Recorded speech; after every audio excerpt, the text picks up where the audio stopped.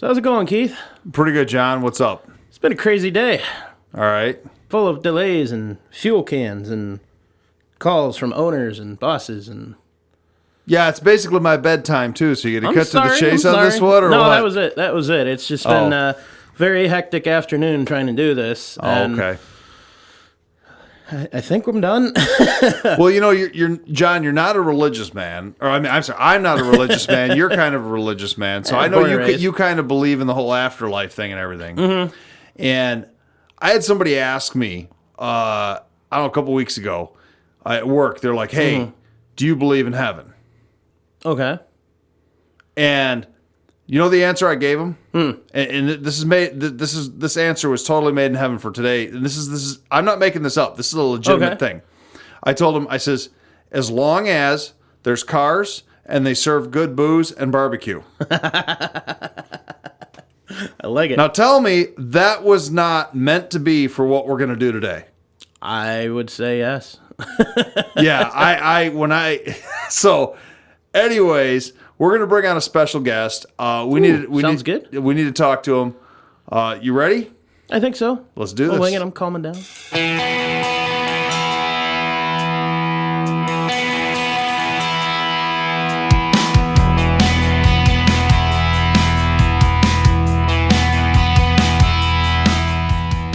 It's time to hit the trail, lock in those hubs, and throw it into low range.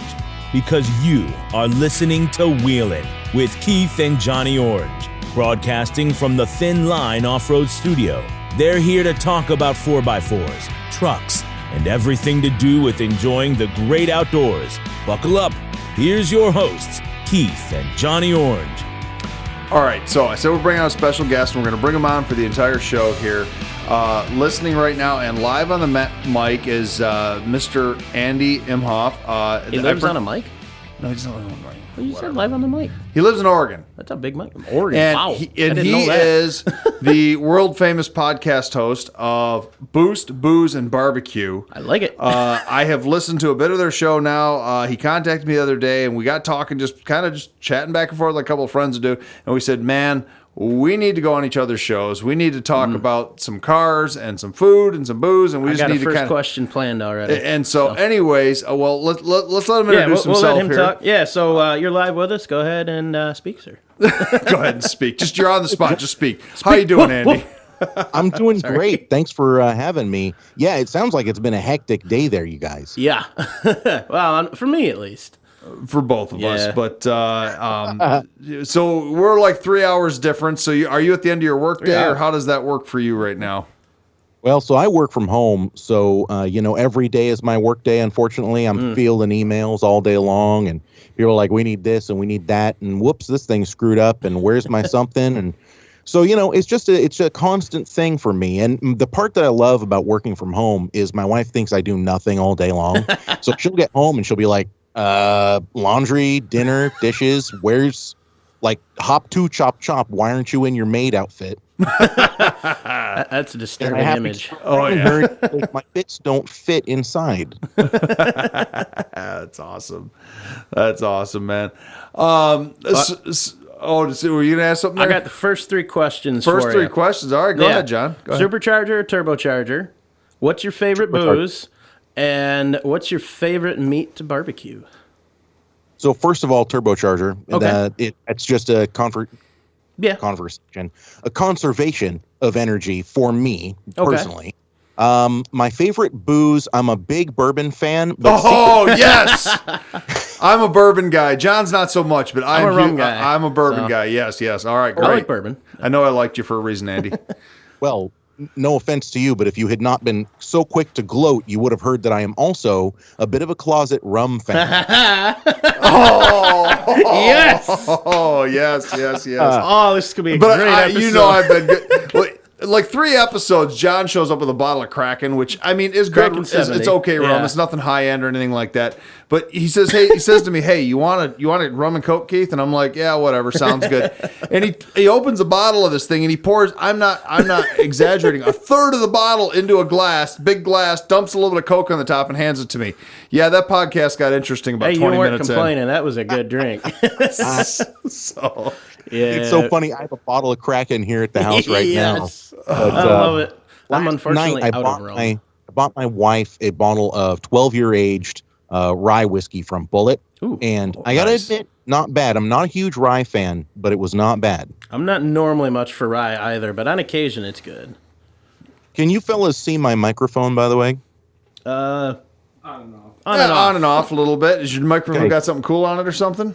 Yeah, it does. This is my full-blown Merca mic. It's nice. a MXL 990 Patriot. Nice. And Very nice. I'm using this to let people know, like, this is where I stand. You know, I want the meat, I want the whiskey, I want a good cigar, preferably grown in North Carolina. You know, that's where I'm at. I'm not much for smoking. I know Keith indulges from time to time. From time to time, I used to keep a humidor here with 5,000 cigars in it. I remember. Yeah, I mean, yes, I'm a big cigar guy. Yeah. But I've never smoked a day in my life. Yeah, we need to get you to start, man. One day, maybe. So you didn't answer. So we get the third question though that John gave you. What's your favorite meat to barbecue? Ribs for sure. Oh yeah, good man. St. Louis ribs is where it's at. Although chicken wings will always have a special place in my heart. When you're doing chicken wings over an open fire, there's just something magical about it. I've not eaten today. I'm gonna start drooling. So let's move on. Well, you know, I agree even that's a match made in heaven, as John knows. My mom owns it's a Thumb of Michigan famous restaurant here called Foxfire Fixins. It is a redneck Southern barbecue. They call it redneck fusion, is what they call it there. They've got gourmet food and then they've got barbecue. All their meats are done on a smoker out front. Their ribs, the meat's about 1.5 inches thick on. It's an amazing place to go and eat. You know, that was actually the brainchild of my late father who passed away last year, but he was a butcher for over 20 years, and so he was completely anal about the quality of the meat that came into that restaurant, and that's really what my mom and my brother, who now run the restaurant, they are too. So people have been known. Just the other day, we're still shut down here. I don't know if you are in Oregon. We're only allowed to do takeout. I'm over at the restaurant, and this truck pulls in, and the guy had driven from over 2.5 hours away just to pick up some ribs for takeout. And so that was really cool to hear, you know. So yeah, they're known for their ribs. They've got like the best ribs around. I drove an hour for a burger once. Well, there you go. But hey, Andy, tell us about Boost Booze and Barbecue. You're our guest, so we need to hear a little bit about you. What's your podcast all about? Why should our listeners, check in and check out? You know, our listeners probably would love what you do. So I'm gonna look it up right now. Yeah, there you go. Don't start listening to it on the show, though. I'm not gonna listen to it. I'm just gonna look it up. Tell us why they should listen to you. We hope they do. So plug your show. I'll tell you what, man, we really do everything, or excuse me, all of the finest things in life, if you know what I mean. So off air, I was telling you, if anybody ever goes to a big race event, and it could even be NASCAR, when you're walking through the pits, the one thing you'll notice while the cars are going around or after races are done, and I'm talking about, okay, let's put this scenario in there. A car gets wrecked out early on in the race. Now they're just going to pack up and head home. There is a barbecue fired up, and the team is outside drinking beers and standing around it. So Boost, booze, and barbecue all go hand in hand, one and the same, whether you're on the wheeling trails, whether you're on the racetrack, drag racing, NASCAR, it does not matter. Those three things are ubiquitous to pretty much everything automotive. Even my buddies that don't know how to cook, they all have grills. Well, you're right. I mean, it is. I've spent my life around racetracks. I haven't done probably as much as you have, but you're right. I've seen that before, and what a great marriage of things. I mean, that's a great. I love the idea for your podcast. That's really cool. I'm gonna have to listen to it more. I'm gonna really have to. Like I said, I was able to catch about 20 minutes while I was wolfing down a sandwich at lunch today, and I was like, man, these guys are right on point. Love your banter back and forth. You got a co-host, right? I do. My cousin Coy, he's the funniest person in the world because he's got like 145 IQ. So he's a certifiable genius, but he works as an underground driller. What are the horizontal drills called? Do you know what I'm talking about? Yeah, cross drilling or boring. Yeah, directional boring, stuff like that. Yeah, so he does that, but he basically just turns off and is able to do his job 110%.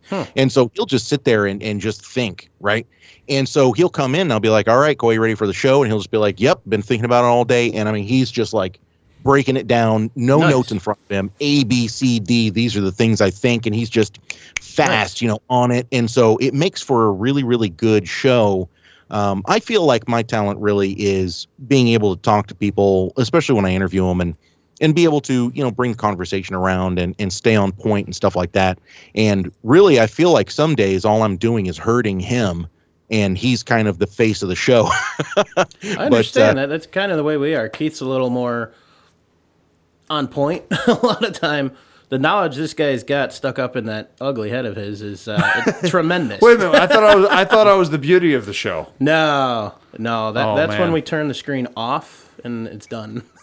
Oh, okay, all right. It's like the Disney movie. It's Beauty and or the Beast. Yeah, there you go. There you go. John here. He has a big background in all sorts of video production, country music, films. He's been on audio stuff. Audio. Yeah. He's been on TV. We've actually been on TV together as extras in TV shows before. Nothing real big, but we've had some fun doing that. And, John and I have known each other. We were both in the diving world for a number of years. I actually met him while I was going through my initial scuba certification.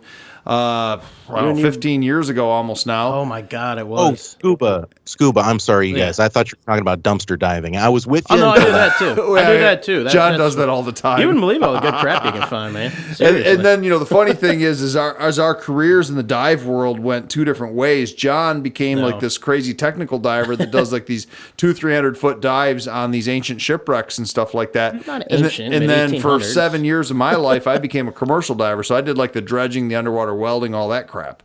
And so we just kind of circled back around. But now I'm out of the diving industry because of a heart condition, but we still do this. We had this love of off-road stuff and Jeeps and old Toyota Land Cruisers and we founded this museum a couple of years ago that we talk about on the show all the time. So that is almost 2 years ago, isn't it now? Yeah. Or at least since we started planning. We founded the museum almost 3 years ago, and then we opened to the public almost 2 years ago. Yeah. Wow. Yeah, it's been a crazy time. So hang on, you guys. One piece that I've left out while we've been talking about all this stuff is that my daily driver is actually a 2017 Ford F-150 EcoBoost FX4. Oh, very nice. Very nice. Love it. What'd you do to it? I haven't, I'm about to say I haven't done anything to it, but that's not exactly true. Okay. I had 3,000 miles on it when I ran out and then bought a manual boost controller for it. Nice. So, boost controller and a tune. It's running, it tops out at about 21 pounds of boost and then settles into about 18 pounds of boost. So, very nice. I'm a little bit more of a streetcar guy. My cousin, I wish Coy was here because he is a super off-roader like this. He's big in the overlanding arena here in the Pacific Northwest, and he's been trying to get me into the off-road stuff. And I mean, I'm getting there. It's not that I'm opposed to it or anything. It's just finding the time, and I don't really want to get my truck scraped up or anything like that. The ironic part is I will gladly launch the thing on the pavement in four-wheel drive. That's got to be cool to see. All right. Well, we can talk cars though too, because I'm a gearhead, as I told you prior to the show. John is too. First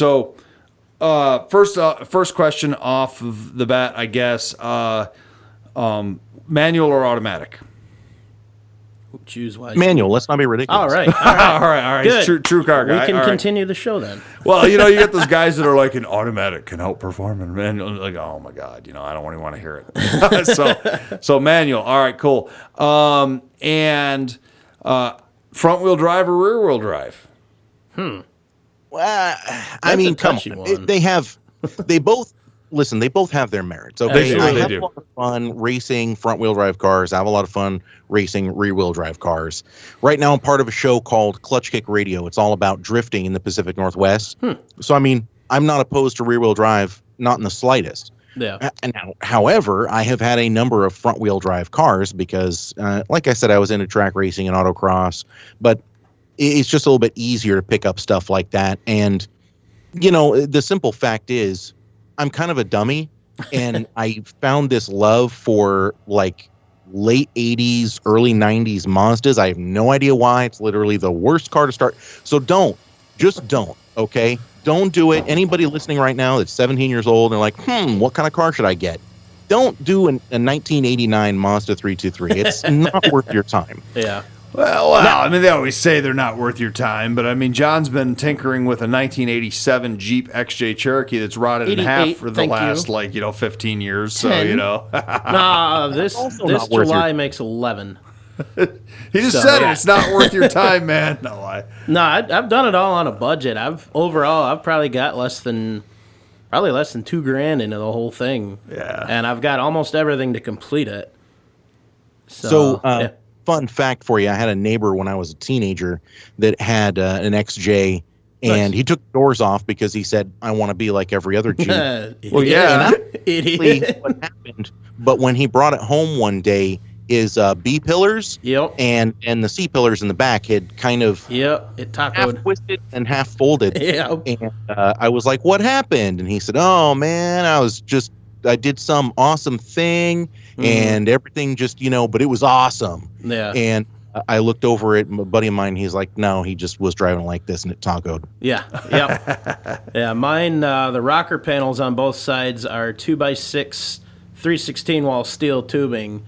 So that'll support most of what I can throw at it.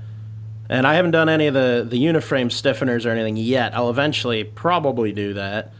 But it's got an old Skyjacker subframe front kit, so that'll outlast everything else on the thing. That is so stout and beefy. It's insane. Heck yeah. And it is a solid build. For what it is, what I've got into it, I'm not to toot my own horn, but it's impressive just looking at the grand scheme of it. Like any car build, though, you're not going to get your money back out of it. Oh, God, no.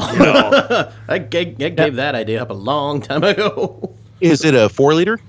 Yes. Yep. Inline 6. So it's got the old Renix 4-liter. Yeah. So you're good to go. I mean, that thing is going to go a bazillion miles. It's never going to have a problem. It's got 228K on the clock now. And I did the HO head swap on it so I could use later intake manifold, exhaust and everything. I did everything you could do to a stock engine using stock parts. And when I took that head off, there were still factory crosshatch marks on all the cylinder walls. I mean, it was beautiful. Wow. So, yeah. The weird thing is about those motors is when you put a turbo on them, they sound so much like every other straight six. I'm not going to say that they sound like a Supra, but they definitely turn heads. You kind of turn a head and you're like, holy cow, that thing sounds like it's ripping. What is that? Yeah. And then this XJ goes past you at 30 miles an hour. There's a guy, so the AutoZone I used to work at, there's a guy there right now, I believe Nick's his first name. He just turboed his 4.0. And he had to get a computer for it because his is a computer still.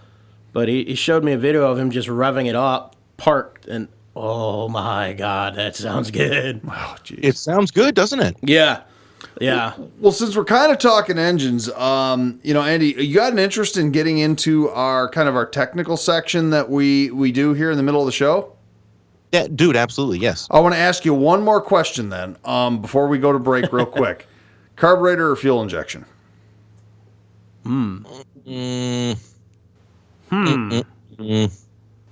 mean, I don't have for an me, answer for fuel that injection. I prefer fuel injection. I actually do a little bit of tuning on the side. I mean, not really anymore, but I've tuned a bunch of different friends' cars. I was pretty good at street tuning people's rigs. Nice. If they had some kind of a standalone EMS or something. I myself have a lot of experience with Haltech EMSs. So I'm partial to fuel injection. Now, having said that, I'm not going to turn a carburetor away. I'm not going to know quite as well how to tune it for you, but a fast car is a fast car, and that's just the way it is. That's true, and I'm glad that you answered that way. That's an awesome answer. We're going to take a quick break, and then we're going to talk a little bit about fuel injection, and I'm going to tell you why. So let's do that, and we'll be back in just a second. Sounds good. We'll see you guys in a minute.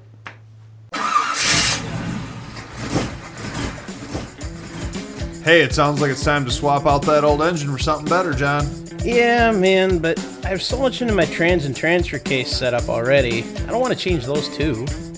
Sounds like you need to call Quick Draw Brand Adapters. They specialize in conversion bell housings for nearly all diesel and gasoline engines, including the new 2.8R Cummins. You know, I like weird engines. I want something different. Then you definitely need to visit QuickDrawBrand.com today. They have those hard-to-find parts. They also have used diesel engines available. You can call them at 513-446-9654. Cool, I'll do that. See what they have. Thanks. All right, so we're back with Andy Imhoff. What are you drinking? You said you had to go grab something from the fridge or something. What do you got going on? Well, yeah, because I finished my beer, and I thought that you might find this pretty interesting, Keith.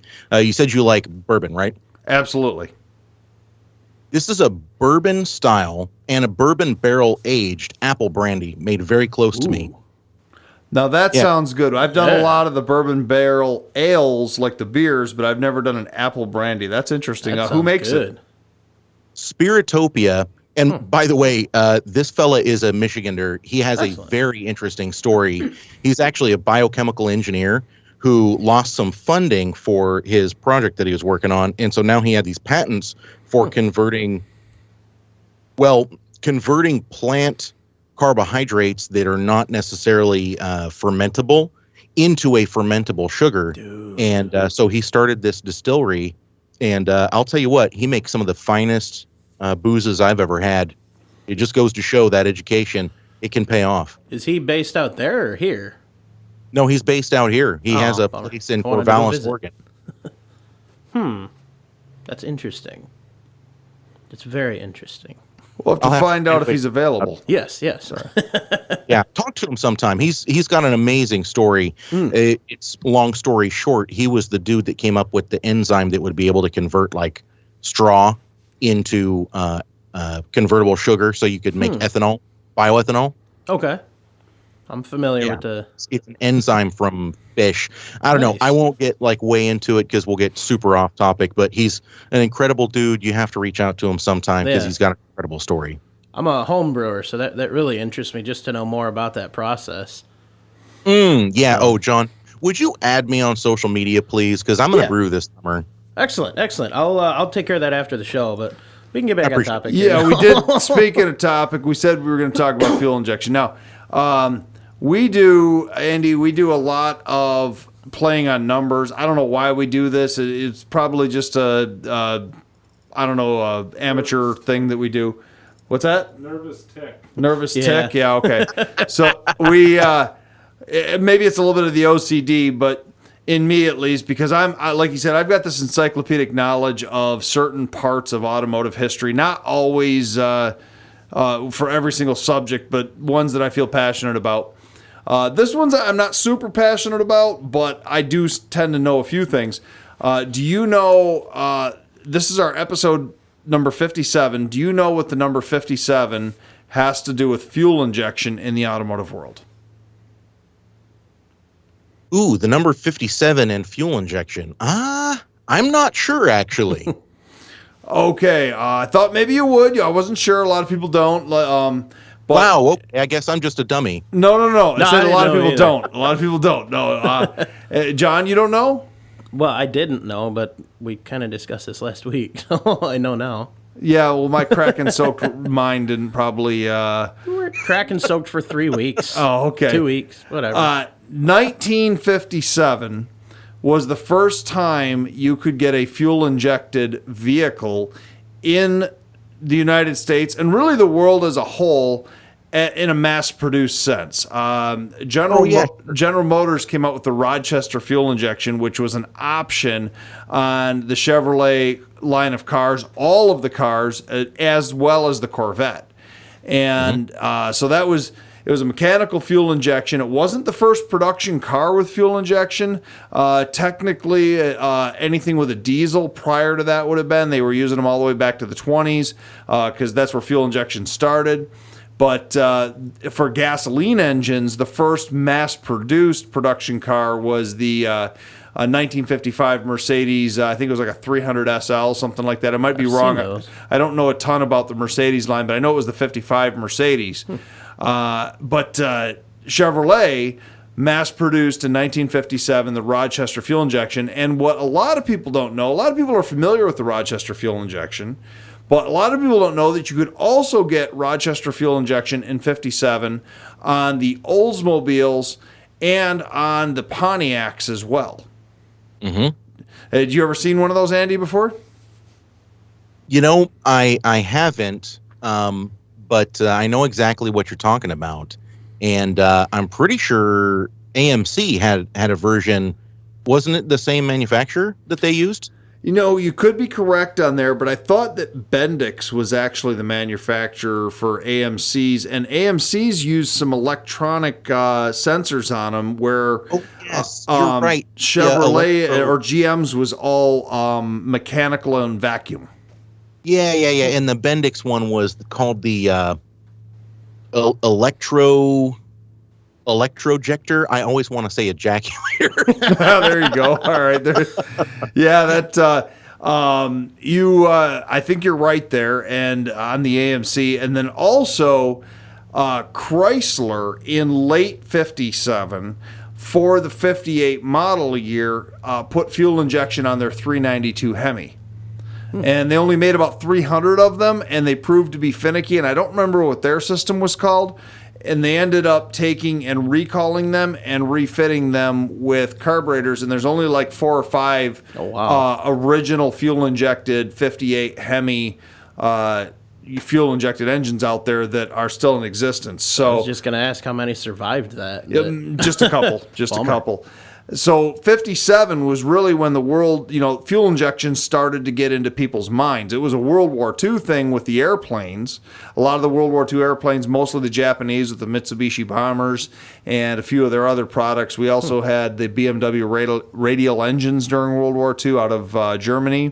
They used fuel injection. So there was a number of different technologies there. But like I said, 57 was when you could get it for the first time publicly. And then, interestingly enough, General Motors essentially abandoned the program in 62.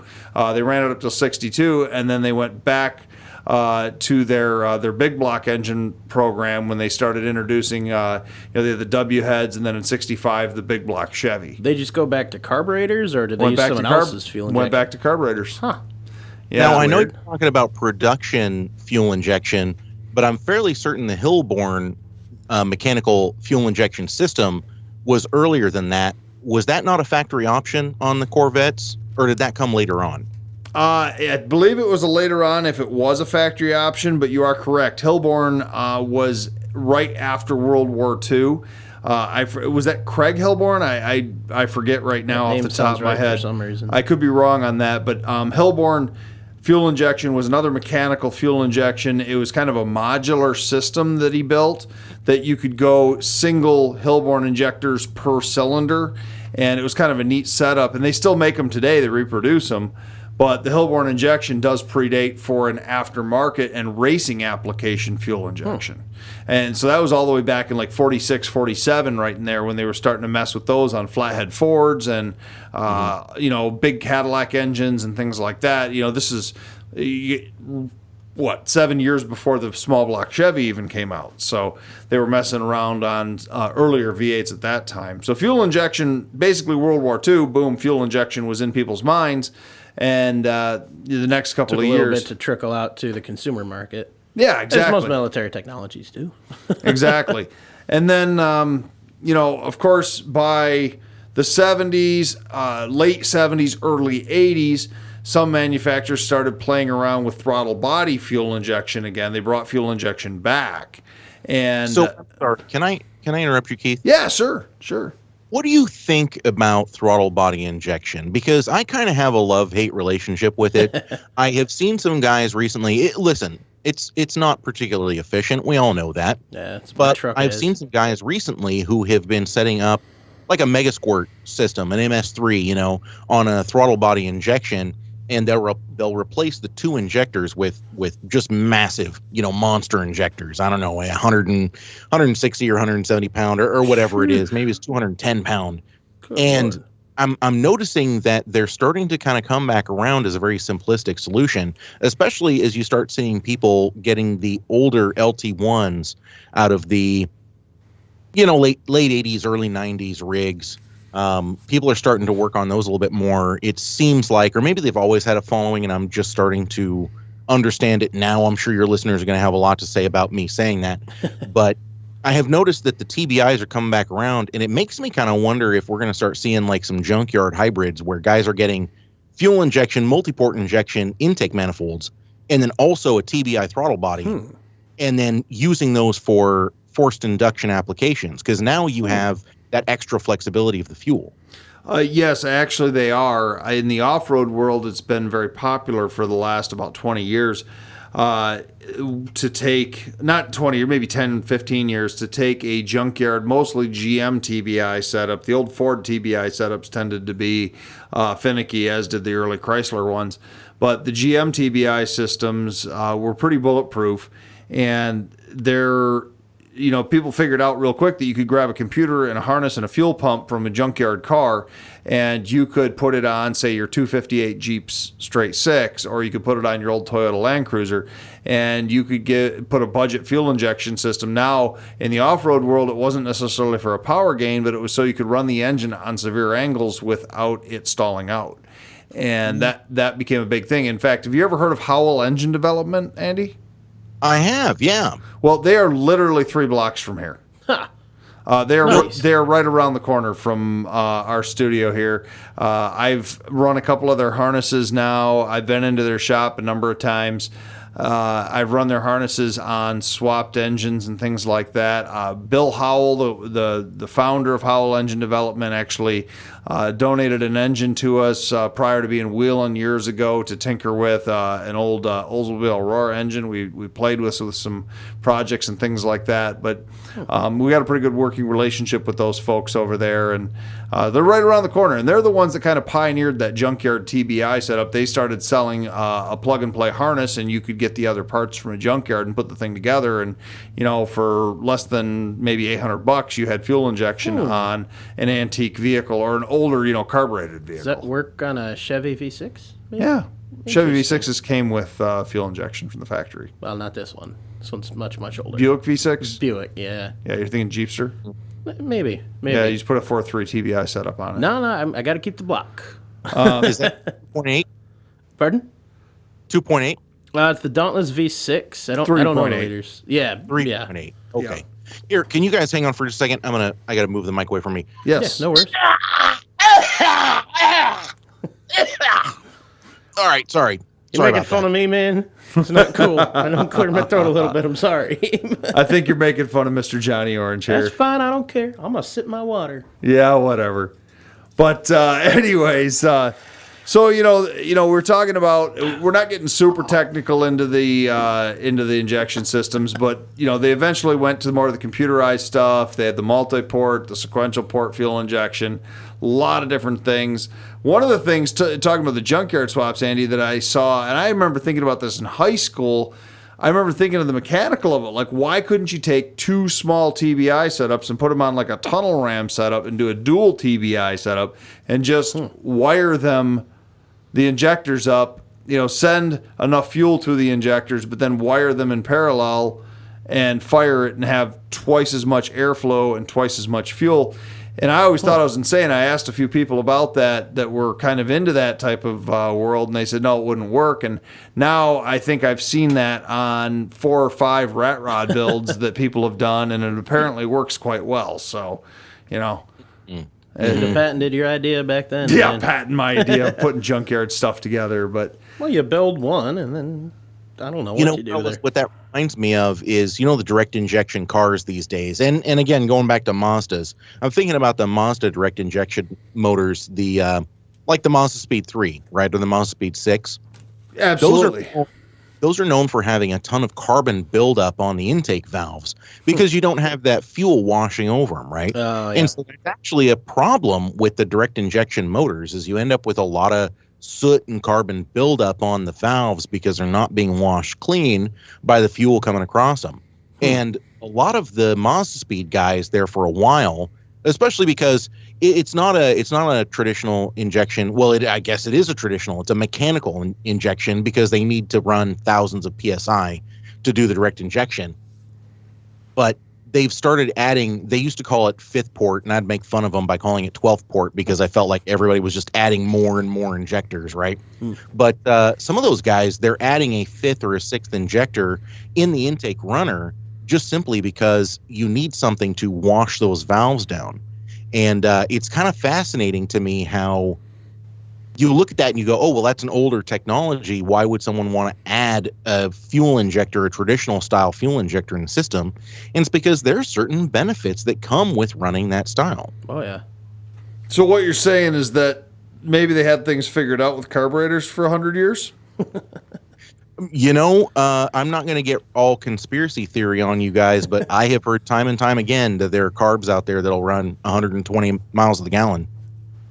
You know, we've heard those as well. John and I have fun sometimes with conspiracy theories and things like that. I mean, we've talked, believe it or not, we're an off-road show, but we have talked about ghosts and aliens, and we have talked about government conspiracies. We have we've gotten on and we've complained about our governor here, you know, so all sorts of things. A little bit of everything.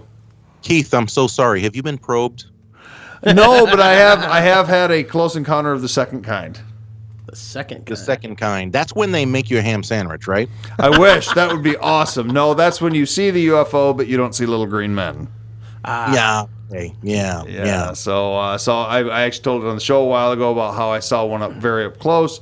To me, it seemed very man-made. It did not seem like it was something made by aliens. I think I saw some sort of government ship vessel thing that we have not yet been made aware of. And you know, that's not so far out there because it's called a blimp. It's not a blimp. Anyways. It's a balloon. There was swamp gas. It was reflecting off of the light from the full moon on the weather balloon. Sure. And, no, you know what? I actually have had one of those encounters too. It was late one night, and I was looking up at the sky, and I mean, this thing was moving across, and it did not look natural to me at all, and it was very low. And I just thought, wow, oh my gosh, I think that's a UFO. And then as it went past me, it went. I was drunk. Yeah, did you say you're drunk? Well, yeah. I mean, it's in that moment where you're like, oh. Well, I guess I'm done for the night. I had that at my buddy's house not long ago. You see this big line of dots come in, and then they hold, and then they all went away, and it did it 3 or 4 times. That was Elon Musk messing with you. Yeah, I know. But my buddy and I were sitting out there, you know, half a case deep, and we look up and see that, like, what the...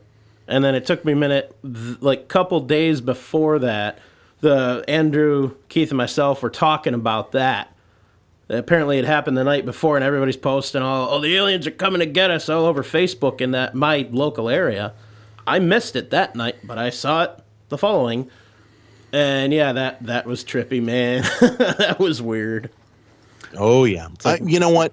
I, for one, welcome our robot overlords. I don't know about you. I'm okay with it. I got to tell you, Andy, you've been like our most fun guest, I think, so far. We've had some very serious guests that have talked about some very interesting history and this and that. We've got one of our sponsors that sometimes comes on, and he usually has a couple jabs at us. But reminds me, I finally got my shirt from him. Did he really? I did, yeah. Did he have to go to the old tent maker or what? No, I just got the other size in stock. So okay, I'm working in to be able to fit it. Oh, okay, all right. So, but you know, no, you're a lot of fun. This is we've enjoyed having you on the show here. You're talking about robot overlords. Oh my God, John. Oh. Well, no, I want to probe your mind with a couple questions when we come back from the break here on a title that I saw in one of your episodes. So how about we take a quick break and we'll come back with that. And we'll be right back with the ADD podcast. Puppies are cute. Spiders are not. Spiders are creepy and ugly. But what will you do?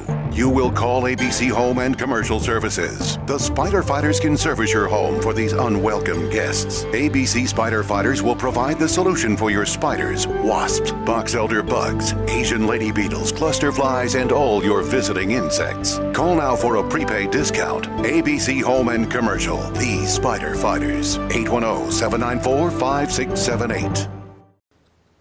We're back on air. We've redirected ourselves. We've kind of focused back. We want to talk about some fuel injection stuff.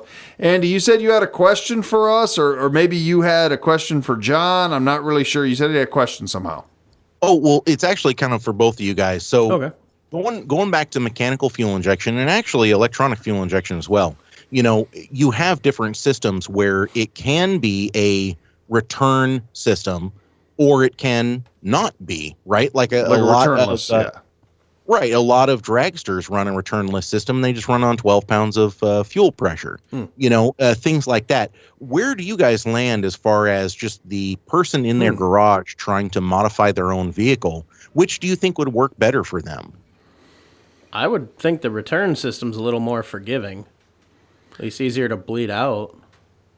I tend to probably agree with John there, only on the idea that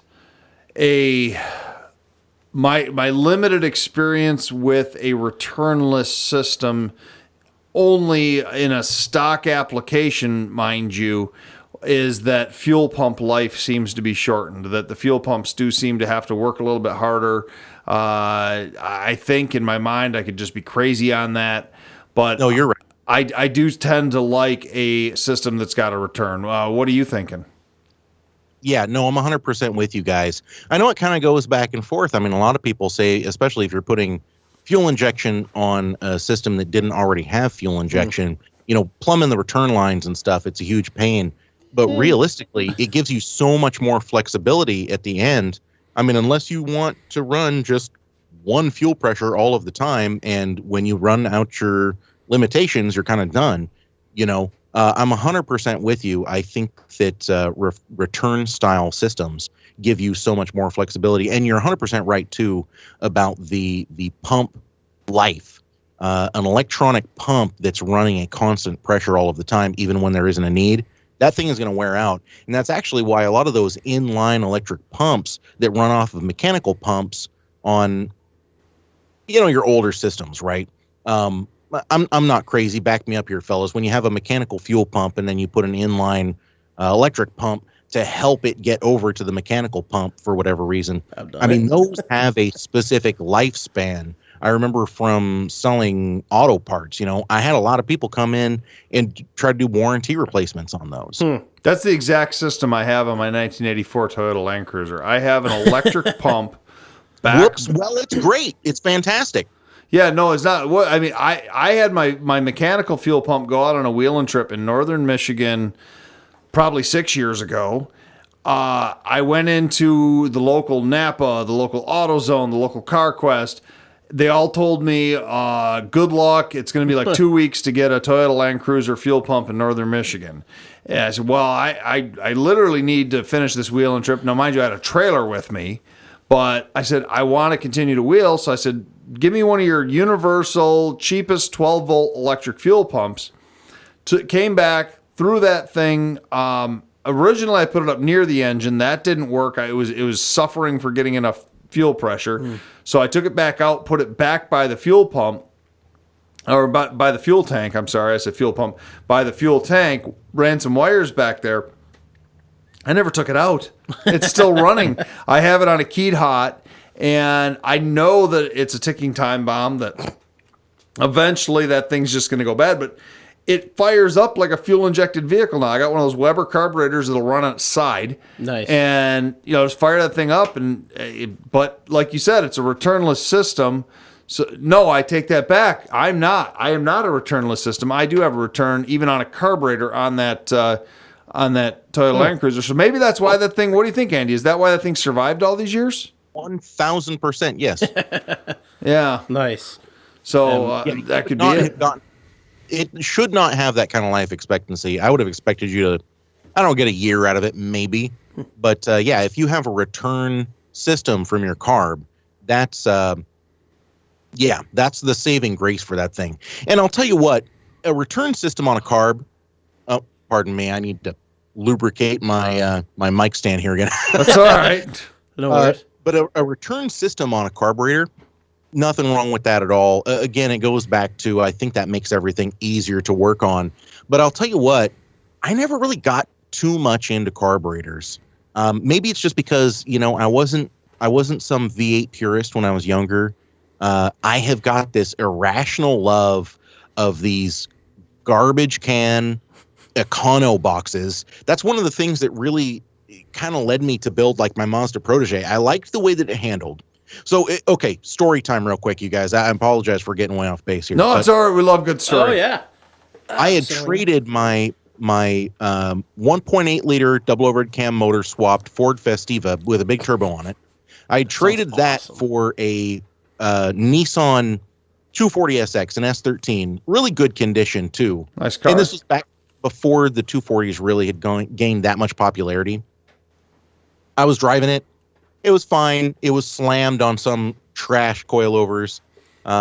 I found a guy that would swap those out for me for just the stalkers. And then ironically, he called me like a week later and he's like, I'm pretty sure these are blown. And I called him back and I said, I'm pretty sure they were blown on the way from China to here. And he texted me back and he's like, yep, fair enough. And that was the last I heard of him. It also had a welded diff. I swapped the diff out. So stock suspension, stock diff. It was a real nice driving little car. I ended up just giving it to my wife because I found a Mazda Protege, a 1990 Mazda Protege, and I liked the way it felt. I can't really explain it, but I was in Portland one day. Traffic was light. I was rowing through the gears of this 70 horsepower little crap box, and I come up to this corner and I set myself up just right and I give it a little bit of a Scandinavian flick and it just wants to slide all the way through the corner and I'm modulating the slide with the brake. And it's a front wheel drive car, nice. And so it's not like it's some thing. It just kind of had that movement, right? Something matched with me. And when I got home that night, I just told my wife, honey, you're going to keep the 240. I'm not interested in building it up anymore. I'm going to get this thing. And nice. I ended up finding a guy who had a Mazda 323 GTR. He had the all-wheel drive system and everything. And it had just been sitting. Because it was not road legal here. It wasn't until, as a matter of fact, no, we can't even drive them here because of the 25-year rule. Yeah. Never heard or maybe we can just this year. But either way, he had this thing that had been sitting for years, and so I pulled the drivetrain out of it. It was a direct swap into this 1990 nice. Protege, so all of a sudden I had all-wheel drive. And nice. Then I got the motor built, big turbo. It had a GTX 2876 on it. Like I said before, I got a Haltech system on it. I did a bunch of things to it, and it was putting about 360 at the tire. All four tires, weighed 2,600 pounds. It was a very quick, fun little car, But nice. I guess that's my long way of saying sometimes you just find something that you like and it works for you, and sort of stick with it, And I think that a lot of these fuel injection systems, it comes down to what you grew up with. Yeah. I can see that. I absolutely can see that.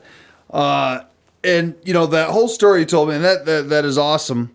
I love the fact that you're basically driving one of the kind of illegal Japanese imports that you just kind of made legal, and that's totally cool. I love it. But the biggest question that I've got there is like, how did you talk your wife into driving a vehicle on the street with a welded diff?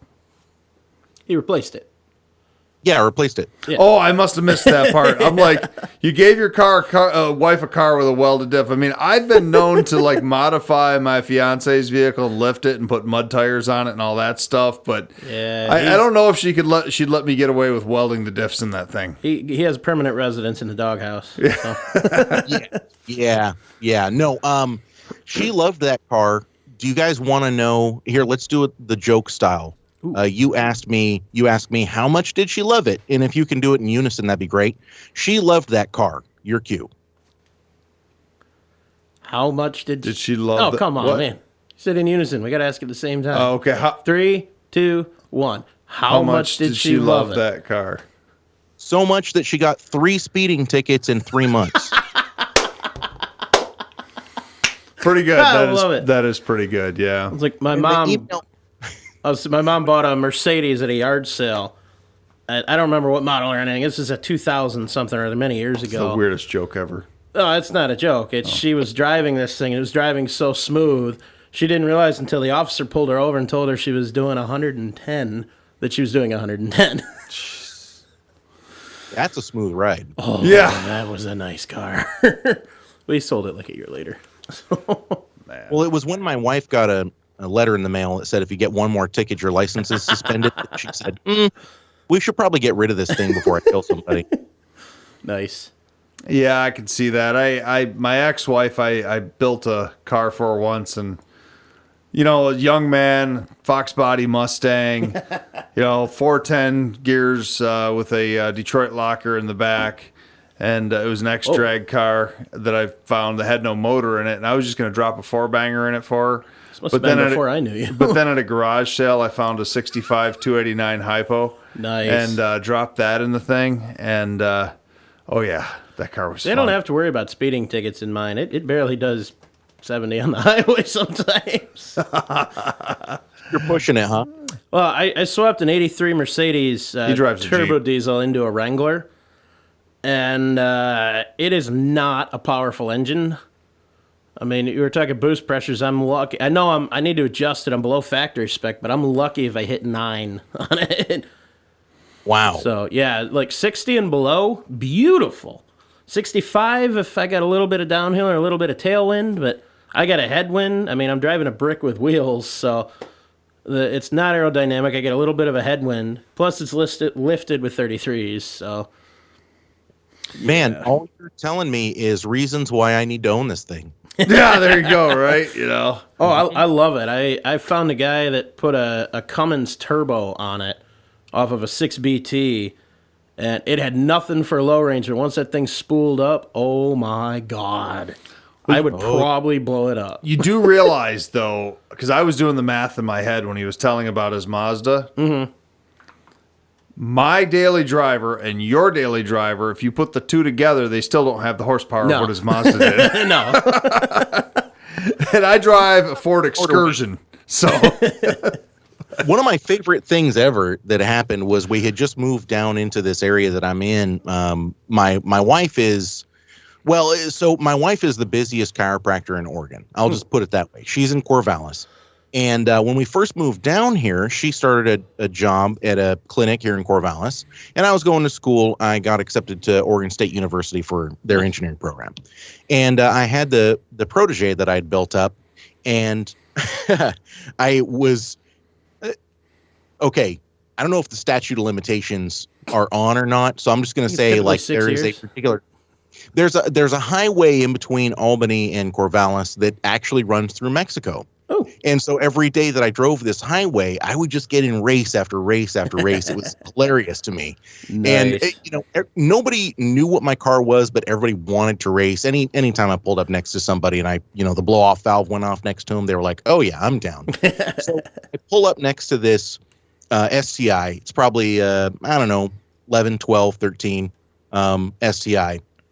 And there's this dude wearing a flat billed hat, the big aviator sunglasses. He's got the douchey, thin beard, and so I pull up next to him, rev at him a couple of times and make the sign like, "Hey, do you want to go?" And all he does is the super douchey thing. He nods his head and then downshifts and goes. And I'm like, what a douchebag. And so the second that he downshifts, I'm already downshifting. And so I'm in third, and I just freight train past him, and he takes the next exit. Maybe a week later, I'm in her clinic, and suddenly this dude comes out into the front lobby, and he's wearing a doctor's jacket. And I'm like, oh, wow, okay. And I said to him, "Hey, man, do you remember racing that little Mazda Protege / Honda Accord / Toyota Corolla?" Because they all look the same. It's a 1990. Yeah, and true. he was like, he looked at me and he grinned and he went, "Oh yeah," and then the grin faded and he was like, "Oh yeah." That is awesome. All right. I do that all the time. One time in Portland, I had the same thing happen with this guy with a big turbo VR6 Volkswagen GTI, and I met him at a car show maybe a week later, and he instantly recognized me, and he's just like, "Bup, bup, bup, bup, bup, bup. Yes, I remember you. Hello. Now go and stand over there, please." Well, I got to give you one, and we are running a little short on time here, but I got to tell you my racing story. You'll just love this, Andy. I hope you do. But back in high school, I had that Honda Civic that had a few little mods on it. I had some like 2.5-inch exhaust on it. It wasn't the big trash can exhaust, but I had it lowered just a little bit. I'd actually made a short throw shifter for it, done a few other little mods to it. took it out onto Anchor Bay, which is right off of Lake St. Clair, right exactly where Henry Ford beat the world speed record with his 999 racer back in like 1909, something like that, on the ice, frozen ice, middle of the winter. And they do racing out there every winter. They do drag racing on the ice, and it's unsanctioned. They do have some sanctioned events, but this was one of the unsanctioned events. And I'm out there, and the way you would do the race there was you would take off from the boat launch that, was, of course, frozen over. You took off from the boat launch and you went about 2 miles down, and the first person that went past a popular restaurant that's down there, first person that went past the restaurant won, and that's just what we did. So I'm out there all day racing back and forth with the Honda, having a great time, beating a lot of people because the little Honda's light and it goes. But, I had a couple guys that went past me. They had studs in their tires and stuff like that. Well, I pull up to the line, and this other car pulls up, and here's this guy in a Pontiac Trans Am with a 671 supercharger, dual Holley carburetors, sitting right next to me. Oh.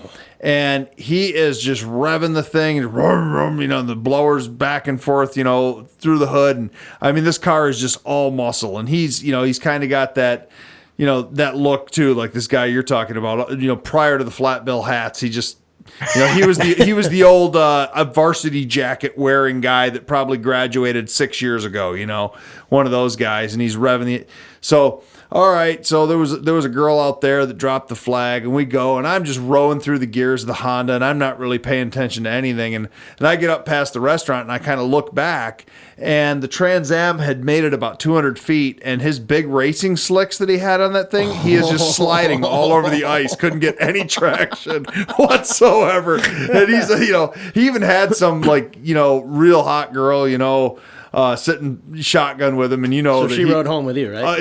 I think that she probably that's could. That's the rule, isn't it? I probably should have pulled up and been like, "Hey, want to ride with a winner?" Yeah, but this Honda Civic that was like half primer black, half baby blue with nice. So, and I just pulled up, and I was mostly stocking that thing too, and just nice. So I was like, oh yeah, I used to tell people all the time I blew away a Trans Am with a blower. No way you did, Well, we're on ice. He was running slicks. So. Yeah, I don't have a racing story. I got a good, quick, short one. All right, short one, and then we got to let Mr. Andy go. But favorite things to ever happen to me in the Jeep, because again, I can't go fast because no balls. I'm not sure you can talk about this on the air. Oh, no. I got to the bar. Oh, okay. I was going to, enjoy some libations for the evening and karaoke. And the guy standing outside smoking, I parked it and, let it cool down a minute before I shut it off. He goes, I don't know what the hell is wrong with your Jeep, but it sounds like crap, man. It sounds like a diesel. I'm like, oh, thank you. He goes, what? Let's just come over here. Let me show you something. Came over, popped the hood, and he says, dude, that's awesome. Cool. That was my favorite thing. Well, Andy, it has been a blast having you on the show. Maybe Absolutely. We should do this again in the future. I don't know if you still want us to come on, maybe talk to you in a couple of weeks. We had talked about that. We can see how that goes. Is he going to join us for the after show? That's up to him. Okay. I sure would love to. I'm Excellent. just throwing that out there. All right. I still have the mind-probing question for you. So. Okay. Well, let's sign off of this one. John... You've got don't shake my hand. This is social distancing. You put your hand up. I'm like, social distancing. No, you've got your crap you read at the end of every episode. Oh yeah, that's at home in my notebook with everything else. Do you remember half of it? I think I can remember the majority of it, so we're gonna wing it. If I miss anything, I'm sorry. First and foremost, so I don't forget, huge thank you to our guest first off. Huge thank you to Mr. Andrew, the producer. Without him, none of this would be possible. And so. If you do enjoy the show, have any questions and comments, feel free to get a hold of us on our 4x4 Talk page on Facebook. You find that facebook.com/groups 4x4talk.com, or just Google search in Facebook 4x4 Talk. Come up, a couple quick questions to get you on the page, and you can ask away. Don't forget to check us out on Patreon for the after show. Our guest today is going to join us for that. Low as $2 a month. You can get access to a bunch of bonus content that we do release. And then if you're watching us on YouTube, make sure you hit like and subscribe so you see future content from us. And I think that's everything. So with that, I'll say thanks for listening and have a good one, everybody.